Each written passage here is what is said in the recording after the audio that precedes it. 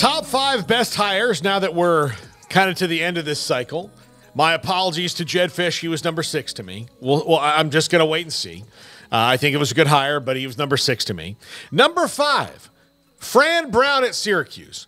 This is the first, no offense to Dino Babers, but this is the first hire at Syracuse in my lifetime that feels like a coach who legitimately brings the right kind of energy to it. I mean, he's been successful as an assistant where he's been. He brought energy to Temple. He brought energy here to Baylor. He's just kind of the right personality they need to kind of not look at what Syracuse has been and look at what they are and then look what they could be. He's already roped in some pretty high-level players. Look, you've got to be a pretty good recruiter to convince a quarterback like Kyle McCord, who, yes, we know is not the best Ohio State quarterback ever, but he just went 11-1. So he wasn't like an Ohio State transfer that wasn't playing. He was their starter and could have gone a lot of places, but to convince him to go to Syracuse to kind of help you jumpstart that, not to mention some of the other guys he's got in, the coaching staff he's building is pretty impressive. I really, really like the hire of Fran Brown at Syracuse, albeit it's hard to win there, but if there's somebody who can kind of not care about that, I do think it's Fran Brown. Yeah, I mean, I don't think they could have gotten anybody who's more experienced and with closer ties to the region than Fran Brown. And being down south in a state that's bigger than every state other than, Alaska and it's Texas 2 and then California's 3, I believe. Yeah, but, I mean, outside of that, it's just a different part of the world down here. And up there in that northeastern area, all that experience at Temple and Philly, New Jersey, New York, and with Rutgers there as well, and just growing up in that area and being a New Jersey guy, I think he knows the ins and outs. I think he knows the pulse, and I think he knows the game of college football, having also spent time at Georgia here recently. So I think he checks a lot of good boxes for you, and I just don't know how you could really, other than, I mean, if you were doing a creative coach for Syracuse football that's younger and hipper and you can vibe with the kids, but also knows all the different parts of your geography and I think he's the perfect guy for them. I do. I think that's an exciting hire, and I don't recall really talking much about Syracuse football these last few years, other than the occasional mention of Dino Babers, but I think we're going to be talking a bit more about them moving forward because I'm a believer that Fran Brown's going to do a really good job there. I love his accent. When they had the staff with Rule, and I loved the accents that we got with some of the guys that were on that staff. Yeah, absolutely. Number 4, Brent Brennan in Arizona. Look, given, we talked about it with John Wilner under an hour ago, but given the fact that there's about to be some belt tightening around the program, at least for a little while, hiring a guy who was doing this on a shoestring budget at another place is pretty smart. He's probably, it's not going to be bad for football. They're going to have pretty much everything they need, but I'm sure in the short term, he's going to have to navigate some, we can't do that this year, but we can do it next year. And because of that, that's good. He's won where he's been. He's consistent. He was in the Dick Tomey tree, which is the last time that they were great for a long time at Arizona, or an extended period of time. So I really like this one. I think he's going to fit there really well. I think he's got the right vibe for the Big 12 too. I think that he's gonna fit this league really, really good. Yeah, I mean, the winning's been hit or miss. I mean, it's gotten better here as of late, but definitely some lean years early on with San Jose State and building it up to where they've been a bowl team the last couple of years. I'm still learning a bit about him. I'm not going to pretend to be nearly as familiar as I am with Fran Brown since he was around here. But, I think that Arizona got put into a pinch because of Jed Fish, and Brent Brennan seemed like a very enthusiastic, optimistic guy for the situation, who was willing to embrace the Wildcats program. And, he's got some things to, I guess, deal with off the field, some challenges that maybe not everybody else has to deal with at the moment. But I think he's a guy who seems to be the right type rather than somebody who maybe was like a veteran who, like, that kind of a situation might bother them a bit more. Yeah. Whereas he is thankful to be where he is, not looking necessarily for something better already. And so I think that is the right timing to have a guy like that for Arizona as they make this unwanted transition, because you were hoping that you were just going to roll in with Jed Fish and start winning football games in the Big 12. But given the hand you were dealt, I think it's a respectable hire, yeah.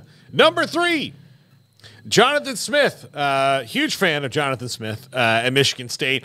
The actually reason I didn't name him at number 1 is I don't trust his administration all that much. They seem to kind of interfere or be a little bit Had he not left for Michigan State and DeBoer leaves? Yeah, I mean, like he would probably be at Washington, I would think. Of course, that's timing. Yeah. But that's timing, But Michigan State made a really, really good hire. This is one of the best young and up and coming coaching minds in the league or in the country as far as offense goes, especially. He's already brought in some good players. He's going to help them out he's a good guy to bring in as you transition to a new conference and need to find a new identity for yourself that is not awash in scandal. So yeah, this is a really good hire. The only reason, again, like I worry for anybody at Michigan State is, unless you're Tom Izzo and you're kind of in charge of everything, is their administration just seems to make, missteps from time to time. Yeah, they do.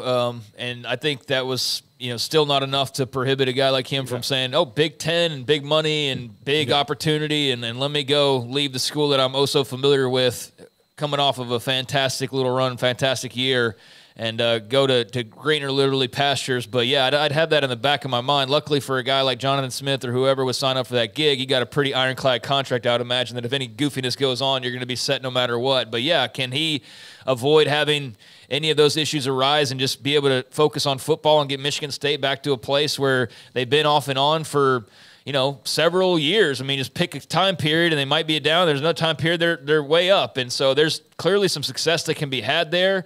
Can he establish it and do it for the long haul? We'll see. But I think that given they have some issues that may have pushed away some other coaches or made them more hesitant, that's a really good hire. I mean, that's a really good hire given all the egg on your face from the whole Mel Tucker debacle, from the contract to what got him booted, how all of that ended up working out in the end. I mean, to end up with Johnathan Smith after all was said and done is pretty damn good parting prize, honestly. Yep. Number 2, Willie Fritz at Houston. I don't just say this because he was on the show today, but for someone who is a culture builder and a kind of a unifier, I think that you could just kind of hear it in Dana Holgerson's voice that he was a little bit exasperated at times. We'd have him on the show or he'd talk about things. You don't hear that with Willie Fritz. Like, he's energized by this. This is a really good fit for the program. And given the fact that he's been able to do this at a lot of different places and given the resources he's going to have in the Big 12 and in Houston, I loved the Willie Fritz hire. I don't think they could have gone wrong, whether it's our good friend Jeff Traylor or our good friend Willie Fritz here. Like, they had 2 really good options at Houston, and I think Willie Fritz will do a great job with the Cougars. I like the guy. He's won at every level, everywhere he's been. Won when he was playing in college at Pittsburgh State. There's not a place he hasn't won, no matter the level, the commitment, the budget, or whatever. I think is a hell of a hire. Because he's a culture builder. Yeah. Like, it's a really good culture around Willie Fritz. Yeah, I think they got a slam dunk with Willie Fritz.